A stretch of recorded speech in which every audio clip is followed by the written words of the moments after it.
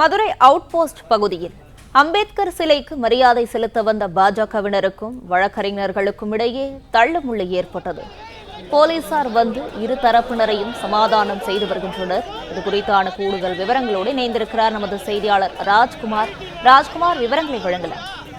வணக்கம். மதுரை அம்பேத்கரின் 135வது பிறந்த நாளை முன்னிட்டு மதுரை அவுட் போஸ்ட் பகுதியில் உள்ள அம்பேத்கருடைய திருவுருவ சிலைக்கு மதுரையில பாஜகவினர் மாலை அணிவிக்க வந்தனர்.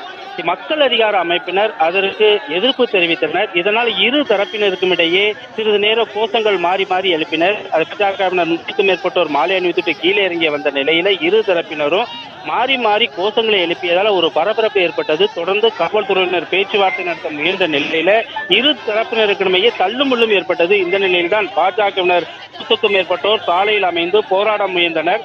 காவல்துறையினர் ஒரு வழியாக பேச்சுவார்த்தை நடத்தி அவர்களை கலைத்தனர். இதனை அடுத்து பாஜகவினருக்கு ஆதரவாக செயல்பட்டதாக கூறி தல்லாக்குளம் காவல் உதவி ஆணையர் ராஜேஷை பணியிடை நீக்கம் செய்ய வேண்டும் என மதுரை மாவட்டத்தில் உள்ள மக்கள் அதிகார அமைப்பினர் மற்றும் தமிழ் புலிகள் கட்சியினர் தொடர்ந்து கோஷங்கள் போட்டு வந்த வண்ணம் இருந்தனர். இதனால் அந்த பகுதியில் சிறிது நேரம் பரபரப்பு ஏற்பட்டது.